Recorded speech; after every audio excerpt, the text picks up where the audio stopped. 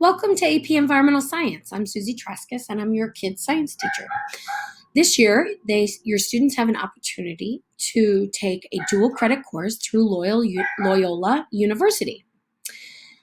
If they have not signed up and you would like them to sign up, please reach out to me immediately and I'll see what I can do. The other way your kids can receive college credit is by taking the AP exam in May. Niles North this year is going to subsidize one exam for every child. And if you have free and reduced lunch, you may have all of those exams subsidized. Your child just needs to log into their AP college classroom by clicking here. And once they sign into their classroom, they can select to take the exam. You will get an invoice for the exams. Do not pay. More if it's the first and only one, then the invoice will be next to nothing. If it's the second or third, maybe there will be fees. Once you pay that, there is a no fee cancellation option. But if you don't sign up by this week, then there'll be late fees involved, and that then gets expensive. So moving on from the college credit, let's talk about this year's course.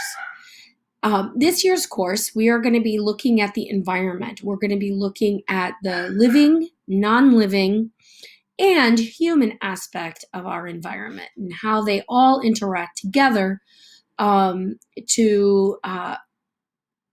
they all interact together. I think that's enough.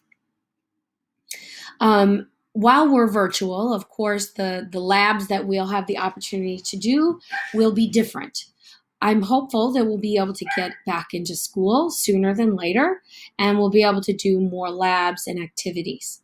Otherwise, we will be using computer simulations and modeling that are found on the web for free for your children. So I wanted to navigate a little bit through Canvas. I know this is a new platform for all of us, but I want you to know how to get information. So obviously we're at our homepage here. You'll notice that I did design my little classroom here. It is the little bit of decoration we can do. So in this picture, there's a few things that tell you a little bit about me. Obviously, I love the environment. I wouldn't be teaching this course. I love to be outside and hike and just be outside and enjoying the environment. So you'll notice in my little picture, I put a nice little landscape out there. You will notice a few little chickens here and there, and that's because I live in a city that allows me to have chickens. And so it's been really fun to be in it's been really fun to be in this time or be at home and have my chickens and go outside and hang out with them and collect their eggs. I also have two kids. My eldest is a junior in high school, and my other child is in 6th grade.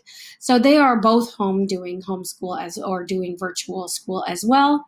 And lucky enough to have a friend come for my 6th grader. So there's 2 6th graders doing school, and they do a great job helping each other out. So I totally understand, what's going on in homes. I've got a couple dogs that like to bark. I think you heard them a little bit. And I've got kids asking questions here and there. So when your kid's on the Zoom call, and if they don't have their cameras on or to have their audio off, I can understand why. There's plenty of things going on and around. As long as they participate when called on, either via chat or, unmuting themselves, then we're good to go. So you'll notice this image has a bunch of links, but so does this menu on the side. So the syllabus is a really great place for your child to go and for you to go to see what we're doing. And you'll notice that I put every week, I put our topic, our activity. I have what the Wednesday assignment is supposed to be, Thursday, and then weekend homework. I will give your child activities to do almost every Wednesday and almost every weekend due to the fact that this is an AP class and we only get to see each other twice a week. So that does put your child at a disadvantage, and it does put an extra work burden on them. Okay. How do your kids find their assignments? Well, I keep them in modules, and in those modules, I've decided to organize them by week. So you can go down by week to identify and find assignments. The other way to do that, and probably the most efficient way, is to click on grades. If you go on grades, any of the assignments that have not been done or have been done will all be listed. They'll give you a link to what the assignment is. They'll tell you what the status is, when it was due or when it is coming due, the score, and of course, what the option was for the score. And so every assignment is here. And so your kids can go through and figure that out. You'll notice that, this is the, fake site. So there's nobody's grades in here. This is just the test student site.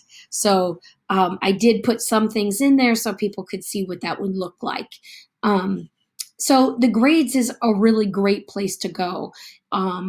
As a parent, my child does not have Canvas. We only have Google Classroom, so that's a little bit more complicated.